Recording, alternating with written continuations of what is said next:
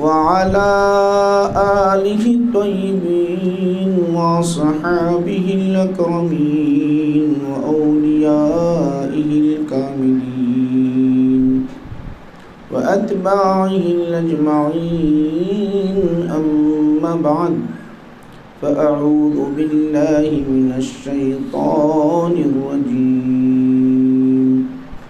بسم الله الرحمن الرحيم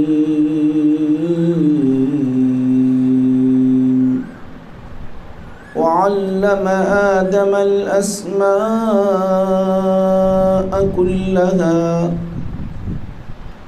صدق الله مولانا العظيم وقال تعالى في شان حبيبه إن الله وملائكته يصلون على النبي يا أيها الذين آمنوا صلوا عليه وسلموا تسليما اللهم صل على سيدنا محمد وعلى آله وصحبه افضل صلواتک وعدد معلوماتک وبارک وسلم۔ تو علم ایک، میں ایک چند باتیں آپ حضرات کے سامنے پیش کروں گا، زیادہ وقت لیے بغیر بات کو ختم کروں گا۔ علم بہت بڑی نعمت ہے۔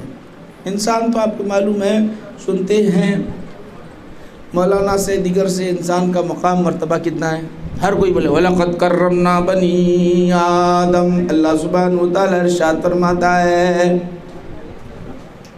رب کی یہ زمین ہے، رب کا یہ آسمان ہے، رب تبارک و تعالیٰ نے زمین بھی بنائی دیا، آسمان بھی بنا دیا، چاند بھی، سورج بھی، ستارے بھی، سب کچھ کن کہہ دیا فیکون، 6 دن میں ساری کی ساری کائنات وجود میں آ گئی، سب رب کی ہے۔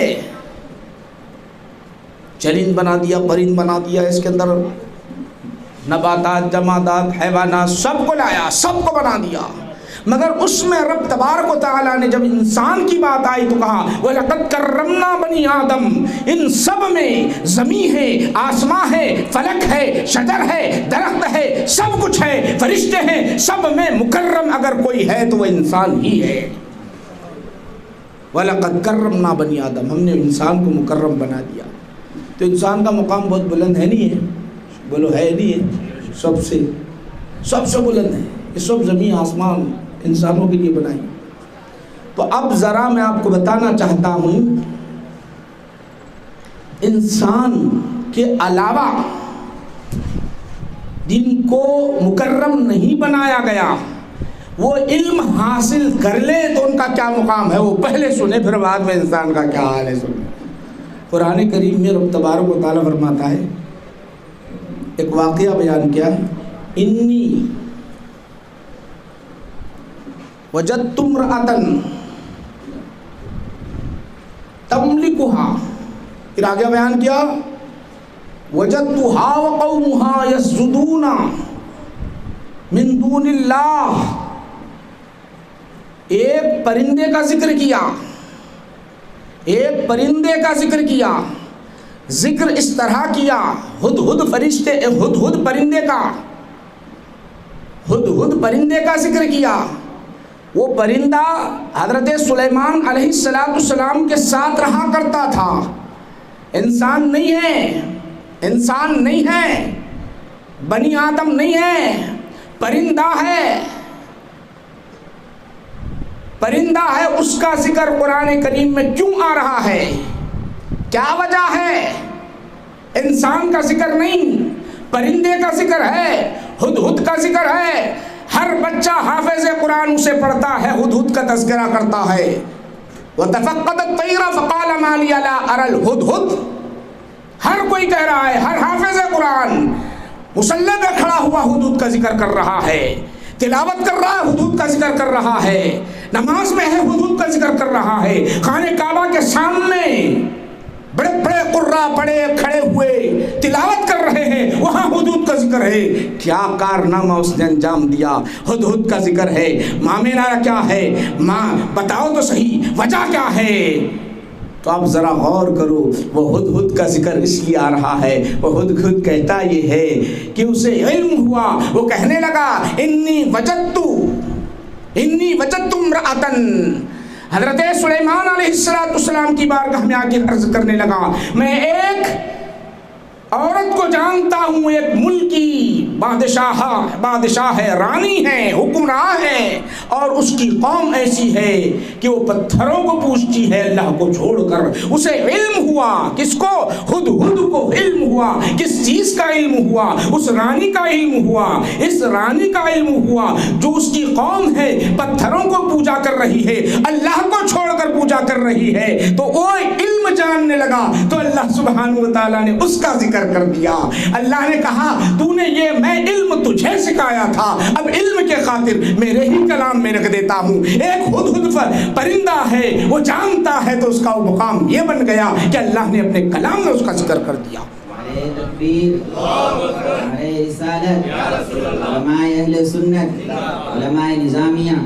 اب ذرا غور کرو، وہ ہدہد آ کے بولتا سلیمان علیہ السلام کو میں ایک عورت کو دیکھا، وہ حکمراں ہے، حکومت کرتی ہے، اور ان کی قوم ایسی ہے اللہ کو چھوڑ کر سجدہ کرتی ہے، وَيَسْجُدُونَ مِن دُونِ اللَّهِ، اللہ کو چھوڑ کر سجدہ کرتی ہے۔ یہ علم ہوا، یہ علم حضرت سلیمان علیہ السلام کے سامنے، تو اللہ سبحانہ و تعالیٰ اس کو اپنے کلام میں رکھ دیا۔ دنیا میں کتنے ایسے اللہ کا، حالانکہ ہر کوئی ذکر کر رہا ہے، یہ فرشتے ذکر کر رہے ہیں، چرند پرند ہر کوئی ذکر کرتا ہے، مگر ہدہد کا ذکر کیوں آیا؟ اس کو علم ملا۔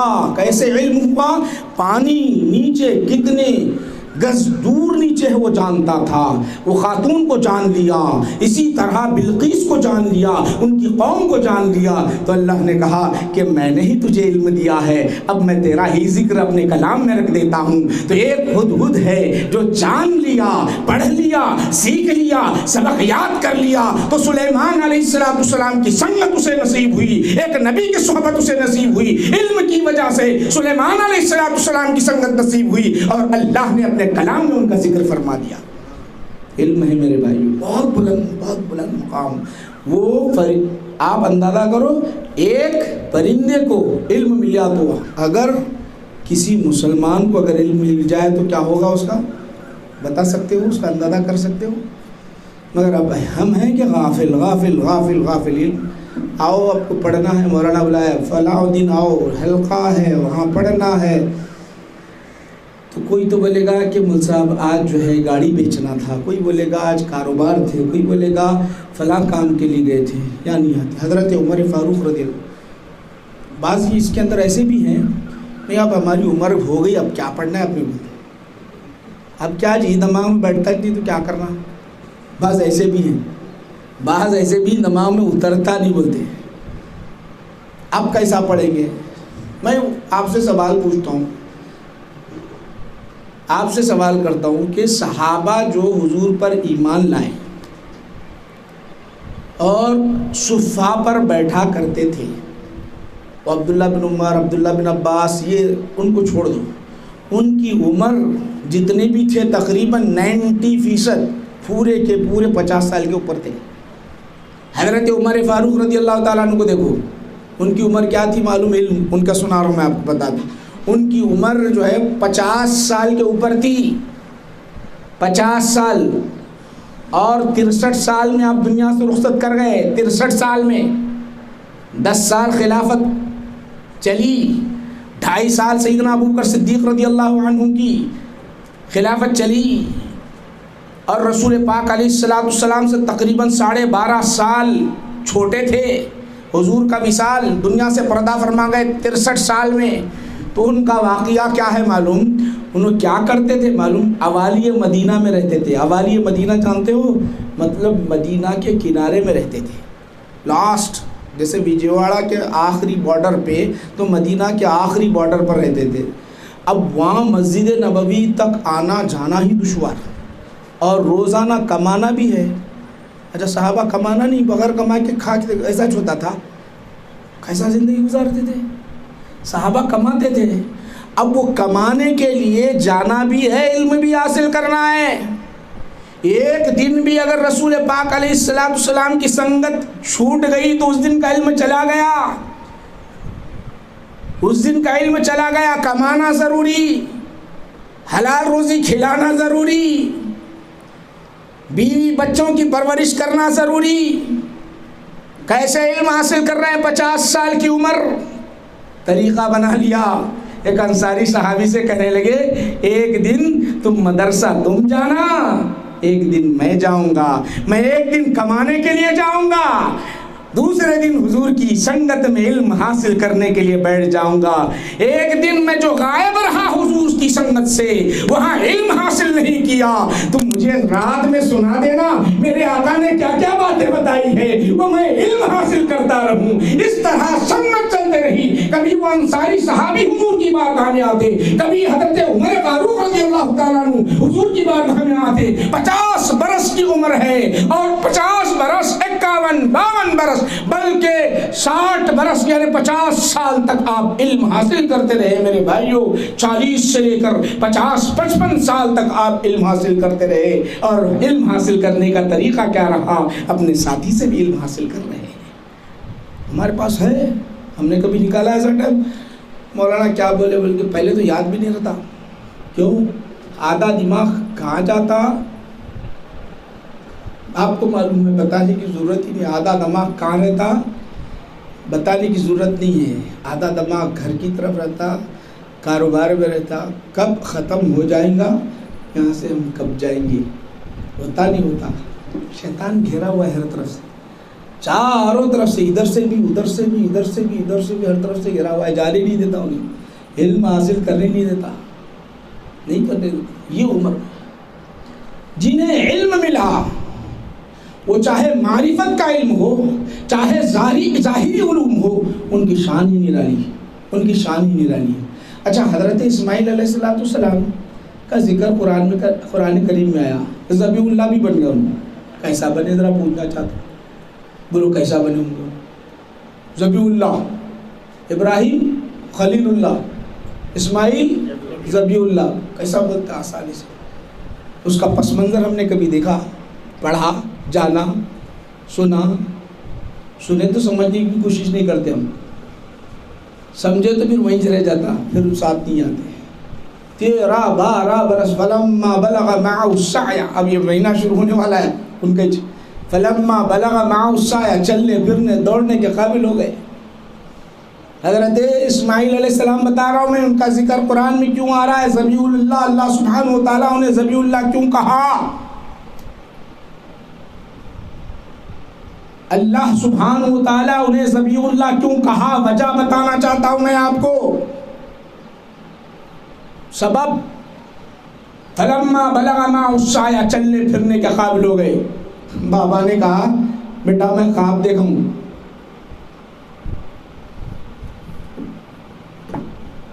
بابا نے حضرت ابراہیم علیہ السلام نے کہا انی ارا فی المنام انی اذبحک، میں خواب دیکھا ہوں تمہیں ذبح کر رہا ہوں۔ مقام منی میں گئے جانے کے بعد جو ہے میں خواب دیکھا ہوں انی اذبحک، میں تمہیں ذبح کر رہا ہوں۔ حضرت ابراہیم علیہ السلام نے یہ کہا، 12 برس کا بچہ، جو الفاظ ان کے زبان سے نکلے وہ قرآن پڑھ لو، آپ قرآن کو سن لو۔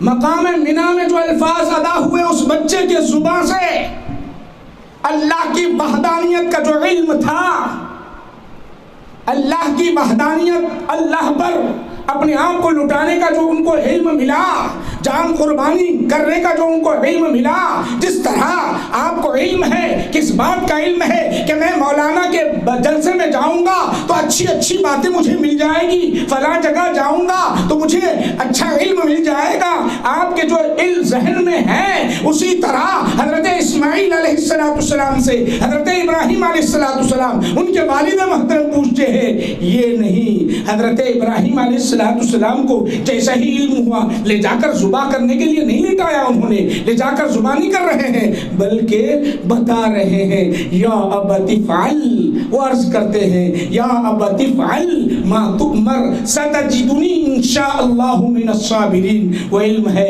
12 برس کی عمر میں عرض کرتے ہیں بابا جان میرے ابا حضور آپ کو جو اللہ نے حکم دیا ہے وہ بجا لائیے. میرے بارے میں پوچھنا چاہتے ہیں. اللہ نے مجھے ایسا علم دیا ہے کہ آپ مجھے ضرور صابرین میں سے پاؤ گے. ذبح کر دیجئے. یہ علم تھا, یقین تھا, رب پر یقین تھا. میں اللہ کے لیے اگر کٹ جاؤں گا تو رب کی قربت مجھے نصیب ہوگی, اللہ کی قربت مجھے نصیب ہوگی. دنیا کیا ہے؟ دنیا تو ختم ہونے والی ہے, دنیا فانی ہے, رب کی قربت اصل ہے. یہ علم تھا, اسی لیے کہنے لگے بابا جان ابا حضور مجھے ذبح کر دیجئے, ذبح کر دیجئے. میں ذبح ہونے کے لیے تیار ہوں, میں ذبح ہونے کے لیے تیار ہوں. مگر سن لیجئے, یہ بھی سن لیجئے, میں صبر کرتا رہوں گا, میں صبر کرتا رہوں گا. نہ آہ کہوں گا, نہ کوئی گریہ زاری کروں گا, نہ تڑپوں گا, نہ اپنا بلبلاؤں گا. میں صابرین میں سے مجھے آپ پاؤ گے انشاءاللہ. بلکہ آپ تفسیر مدارک اٹھا کر دیکھ لیجئے, دیگر تفاسیر اٹھا کر دیکھ لیجئے. وہ کہتے یہ ہیں کہ بابا جان آپ ذبح تو کر رہے ہیں, آپ ذبح تو کر رہے ہیں, مجھے یہ علم بھی ہے, مجھے آپ بہت چاہتے ہیں, محبت بہت کرتے ہیں, اپنے گودی سے مجھے کبھی اتارا ہی نہیں ہے, نگاہوں کا مرکز بنا دیا ہے. بڑی مدتوں کے بعد آپ کی دعاؤں کے بعد میں دنیا میں آیا ہوں. ضرور تکلیف ہوگی, ضرور تکلیف ہوگی, آپ کو تکلیف ہوگی. وہ عرض یہ کرتے ہیں کہ ذبح کرتے وقت میرے پیر کو باندھ دینا, میرے ہاتھوں کو باندھ دینا. ایسا نہ ہو کہ آپ کی جب تیز چھری میرے حلق کو کاٹنے لگ جائے, تھوڑی سی میں اپنے پیروں کو حرکت دے دوں, ہاتھوں کو حرکت دے دوں. حرکت دینے کی وجہ سے خون کے فوارے آپ کے جسم ہتھیار پر پڑ جائے اور میں بے ادبوں میں سے نہ بن جاؤں. بابا جان اس طرح کرنا. پھر کہا, عرض کیا میرے منہ کو, میرے چہرے کو زمین کی طرف کرنا اور اپنا چہرہ, آپ کی نگاہیں میرے چہرے پر نہ پڑنی پائے. کہیں ایسا نہ ہو, کہیں ایسا نہ ہو کہ محبت پدری وہ جوش میں آ جائے اور چھری جو ہے آہستہ آہستہ چلے. آہستہ نہیں, میں تو رب کی قربت میں جلدی جانا چاہتا ہوں. یہ کون سی بات تھی؟ یہ علم یقین تھا. اسی وجہ سے رب نے کہا اے سمیع اللہ, کائنات ختم ہوگی مگر تمہارا نام ختم نہیں ہوگا. حدیث جامعہ نظامیہ. سمجھ میں آ رہی ہے آپ کو بات؟ یہ علم تو تھا نا بھائی, علم یقین تھا. اسی لیے انہوں نے کہا میں اللہ کے لیے ذبح ہو جاؤں تو میرے لیے سعادت بندی ہے. علم تھا یا کوئی پریشانی تھی, داڑھ میں درد ہے, پیٹ میں درد ہے, جسم میں درد ہے, مجھے کاٹ دو, ایسا کوئی معاملہ تھا؟ بہت تکلیف سے زندگی گزر رہی, ذبح کر دو, ایسا کوئی معاملہ تھا؟ نہیں تھا. تو علم حاصل کرو, اپنے بچوں کو پڑھاؤ. کہ جب بچے ہمارے پڑھیں گے, آج سب سے بڑی پریشانی تو یہ ہے کہ پڑھنے کی طرف ہمارا دل مائل بھی نہیں, بچوں کو بھی مائل نہیں کرتے. جیسے ہی بچہ تھوڑا قابل ہو, چلو بیٹا آج سے دکان پہ بیٹھ جاؤ, چلو بیٹا تم ایک کار لے کے دے دیتا ہوں, پان کا ڈبہ لگا دیا, آٹو دلا دیا, کار لے کے دے دیا, اور اس کے بعد آپ آرام سے کھا رہے پی رہے مزے میں. کیوں؟ بچہ کما رہا ہے نہیں, یہ مزاج بنا ہوا ہے, اس کو چھوڑو. علم کو حاصل کرو, بچوں کو سکھاؤ, جبھی ترقی کر سکتے. اسرائیل کتنا ہے جیو میں ہے, کتنا حیدرآباد کے اتنا بھی نہیں, اسرائیل پوری دنیا پر حکومت کر رہا ہے یہودی. کیوں؟ کیا بات, کیا وجہ؟ وجہ کیا ہے؟ ایک تو دھوکے باز ہے مگر ان کے پاس علم ہے, دھوکے بازی کا علم ہے, غداری کا علم ہے علم. غداری کا علم اتنا بڑھ گیا, دھوکے بازی کا علم اتنا بڑھ گیا کہ وہ دنیا پر حکومت کر رہے ہیں. اے مسلمانوں جاگ اٹھو, تمہارے پاس تو ہمارے نبی کا ایک معجزہ ہے, قرآن کریم معجزہ ہے. وہ قرآن کریم کا علم حاصل کریں گے تو ساری دنیا کیا ایسے 10 دنیا بھی ہوں گے تو تم فتح کرتے چلے جاؤ گے. تب شرط یہ ہے کہ قرآن کا علم تمہیں حاصل ہونا چاہیے.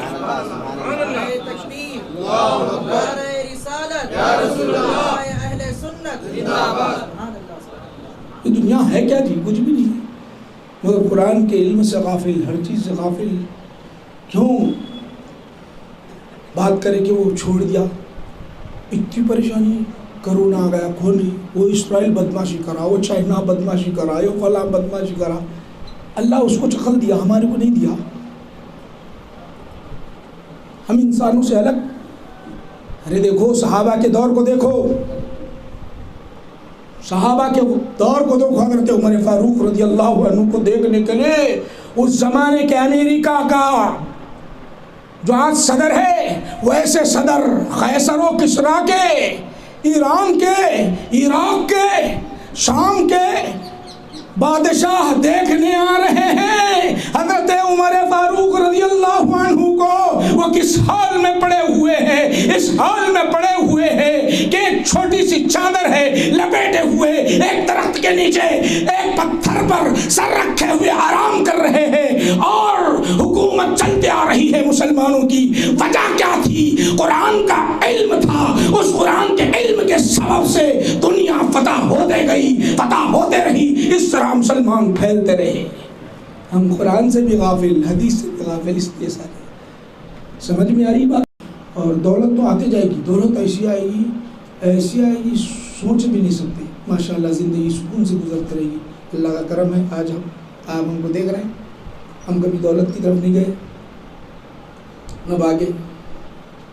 اگر دولت کا ذکر ہے تو ماشاءاللہ اچھی خاصی ہمارے خاندان کو 2000 ایکڑ زمین ملی. سو خاندان کی اس کو بولتے 2000 ایکڑ. وہ مہاراشٹر میں تالاب پانی سب ہے، وہ سب ہے اپنی جگہ. وہ اس کو کبھی گئے نہیں، دیکھتے نہیں، کچھ نہیں ہے، رہنے بولتے. یہ پیسے دولت سب چھوڑ دے کے حیدرآباد میں ہیں، وہاں سے چھوڑ دے کے آئے. تب یہاں تک آپ لوگوں کو بلائے، آپ کے پاس بیٹھیں. اب وہ میرے پاس سمجھ لو وہ دولت کے پیچھے رہتا ہوں. میں یہاں بیٹھتا تھا، کیا بولوں؟ کچھ بولتا تھا، قرآن حدیث بولتا تھا، کیا بولوں؟ سنا سکتا تھا، کیا بولوں؟ اب میرے کو ثواب ملا نہیں ملا. بولو اتنی باتیں آپ کو بولا، ثواب ملا نہیں ملا. ایک مرتبہ تو دعا کریں گے نہیں کریں گے آپ لوگ؟ ارے وہ مول صاحب آئے تھے بھائی، اللہ ان کو اچھا رکھو. اتنا تو بولیں گے نہیں، اتنا بولو، زیادہ نہ کو بولو. اللہ ان کو اچھا رکھو، زیادہ نہ کو بولو، اور آگے بڑھو، ان کو اتنا ہی بولو. سمجھ میں آ رہی بات. یہ چند باتیں آپ حضرات کے سامنے پیش کیا. ماشاءاللہ آپ سمجھدار ہیں. میں اجازت چاہتا، آئیے ہم دعا کرتے ہیں. پروردگار عالم ہماری اس محفل و مجلس کو قبول فرما لے. اے اللہ اس مدرسے کو ہمیشہ ہمیشہ کے لیے باقی رکھ. پروردگار عالم ہم سب کو مخلص بنا دے مولا. اے اللہ دین کے داعی بنا دے، دین کی خدمت کرنے والے بنا دے. اے اللہ ہمارے دلوں کو کھول دے مولا. اے اللہ ہمیں علم لدنی عطا فرما، علم معرفت عطا فرما، علم معرفت عطا فرما. اے اللہ سکون قلب عطا فرما. اے اللہ اس میں جتنے میرے بھائی پریشان حال ہیں ان سب کی پریشانی کو دور فرما دے. اے اللہ کوئی اس میں بے روزگار ہیں تو انہیں روزی کا ذریعہ عطا فرما مولا. اس میں بے اولاد ہیں تو انہیں اولاد عطا فرما. اے اللہ اس کے اندر کوئی بیمار ہیں تو انہیں شفا عطا فرما. اس میں کسی بچوں کی شادیاں نہیں ہو رہی تو پریشان حال ہے مولا، ان کی بچوں کی شادیوں کے اہتمام فرما دے. اے اللہ اس مدرسے کے لیے جو بھی میرے بھائی پیسہ لگائے ہیں، خرچ کیے ہیں مولا، انہیں اجر جمیل عطا فرما، اجر جزیل عطا فرما. پروردگار عالم ہماری زبانوں میں اثر پیدا فرما. یہ علماء جتنے بھی ہیں مولا ان کی عمر طویل فرما دے مولا. ان سے مولا دینی خدمت اخلاص کے طور پر لے لے. پروردگار عالم ہم سب کو مخلص بنا دے. مولانا کو صحت عطا فرما، مولانا کو صحت عطا فرما. پروردگار عالم اس مجلس کو مقبول فرما لے، اس محفل کو قبول فرما لے، ہمارے آنے بولنے کو قبول فرما لے. پروردگار عالم تیرے دربار میں ہم بھیک مانگتے ہیں، ہاتھ اٹھائے ہوئے ہیں. گناہگار صحیح، خطا کار صحیح، مجرم صحیح، بندے تو تیرے ہیں. جائیں کہاں، مانگے کس سے، کس کے سامنے ہاتھ پھیلائیں؟ تیرے دربار میں بھیک مانگتے ہیں، ہاتھ پھیلاتے ہیں. ہم بھکاریوں کو کچھ بھیک دے دے، دامن بھر دے، کشکولے بھر دے. تجھے واسطہ تیرے نبی کا ہے اللہ، تجھے واسطہ تیرے نبی کا. ہمارے خاطر ہمارے نبی اپنے آنکھوں سے، پیارے پیارے آنکھوں سے آنسو بہاتے، آنکھوں سے آنسو ٹپکاتے اور ہماری مغفرت، ہماری نجات کے لیے دعائیں مانگتے. ان پیارے پیارے آنکھوں سے آنسو ٹپکنے کا واسطہ ہماری جھولیاں بھر دے مولا. ان آنکھوں سے آنسو ٹپکنے کا واسطہ اس کے صدقے میں مولا ہماری جھولیوں کو بھر دے مولا، ہمارے کشکولوں کو بھر دے، ہمارے دامنوں کو بھر دے مولا۔ اے اللہ ہمیں علم لدنی عطا فرماؤ، ہماری دعا کو آقا نبی مکرم صلی اللہ علیہ وسلم کی صدقت کا مقبول فرما۔ وصلی اللہ تعالی علی خیر خلقہ سیدنا محمد وآلہ واصحابہ اجمعین، الحمدللہ رب